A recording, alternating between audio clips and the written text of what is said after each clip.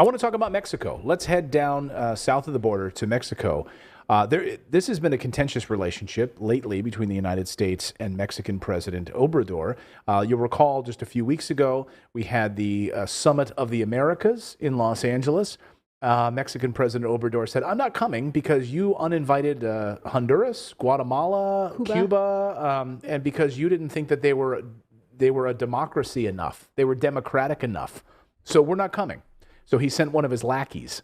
Well, now, yesterday, they had a meeting at the White House. Obrador flew to the White House on the president's invitation. They spoke for about an hour.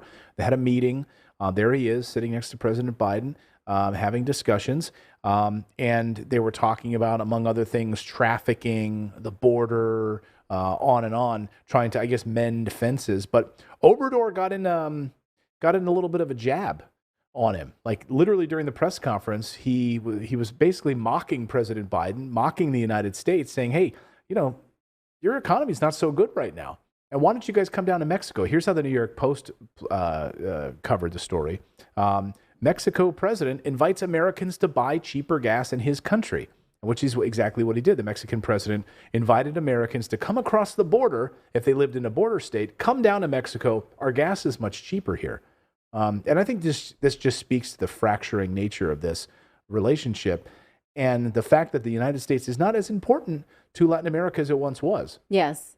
Yeah, it takes some huevos, I would say, to say something like that right in front of the president, right? When the president is clearly struggling and has a reputation to save, and the American economy is really suffering, to say, well, we're still doing all right with gas prices. I mean, it's relative, right? So it's in the low fours prices in Mexico, whereas upwards in border state California, in some places it's over $7. So it would make no sense to, waste a tank of gas to drive into Mexico in order to get a tank of gas, depending on where you live. Well, it just depends on the math, right? I remember when I lived in Philadelphia, many people would drive across the Betsy Ross or the Ben Franklin Bridge to go into New Jersey to get lower gas, because gas was always cheaper in New Jersey. Yeah. But if the math made sense, paying the toll on the way back across the bridge, you just had to weigh the math on the bridge cost to come back in. But I think he's specifically saying, like, look, if you live in a border state, if you live in California, you live here, and it's easy for you to come across the border and get gas, come on over. We're doing pretty good. It does feel like a dunk. Like it's a dunk on the president of the United States and the U.S. economy. And I think you meant cojones, because huevos is eggs. I think it's used. I think they do use it that way. It's used that way. Yeah. When you say someone's got huevos, it means you've got balls. Yeah. You've got eggs. Yeah. You've got eggs. In I the have basket. heard that, but that's eggs. Cojones is actually. Your cojones. Your right. I'm trying balls. to use the slang. Your huevos rancheros. So California. Yes. So She's hip. This was the story, of course, and this is repeatedly coming up, is about Californians and Americans moving to Mexico. Take my laptop, Philip, if you will. Here, California exodus continues. People are leaving the United States to escape high prices and the rising crime rates. Imagine going to Mexico for better crime rates. I mean, we had someone in the chat the other day. It was a super chat. We didn't get a chance to get to it. Someone was asking about moving to Puerto Vallarta from America. Would it be a smart idea? And there's been like a lot of crime in Puerto Vallarta. Yes. So there's gangs, there's drug cartels. Well, Puerto Vallarta is the inlet where a lot of the drugs come in, and then there's the main road there where they are driven inland. So it's not necessarily a safe place, but my sister lived there up until recently, and there are pockets of communities where you will feel safe, but it is not everywhere. So and where is Puerto Vallarta in relation to the border? It's on the west coast, but it's south. It's about a 2.5 hour flight from the Bay Area. So, or I don't know how long it would take by car.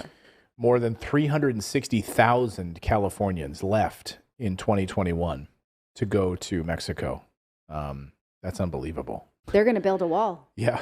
Can you imagine? That's not too far off. It would be stunning.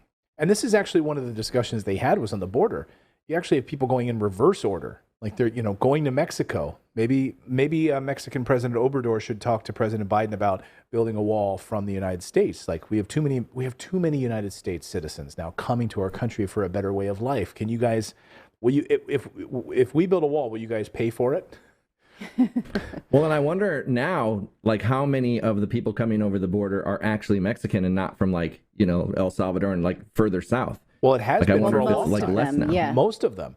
I mean, Honduras, Venezuela. By the way, in a lot of areas where we've gone in and fomented coups, by the way, John Bolton. So Venezuela, Guatemala, and other areas that we've screwed with have had, Ecuador is, in a lot of trouble right now as well. So you have a lot of migrants coming from there, and it's not Mexico. It's those areas. Although there are Mexican refugees. There was a great episode of This American Life recently where the reporter went to a Mexican refugee camp in Tijuana and then went to the Ukrainian refugee camp in Tijuana. And it was night and day. It was like going from the Ritz to a Motel 6, basically. And the woman who he spoke to inside of this refugee camp was a refugee from Mexico that had an avocado farm, and the cartel started threatening her family because there's a lot of profit in avocado. They're like blood diamonds nowadays. And she had to leave, and they needed to seek refuge inside the United States. So of course, it's never as simple as all that. Yeah. Thank you so much for subscribing to our channel. We've been banned, we've been blocked, we've been censored. That's why we started our own website, to stay connected with you for free. That's right. So head on over to redacted.inc and make sure you're connected with us. You can sign up again at redacted.inc, not .com.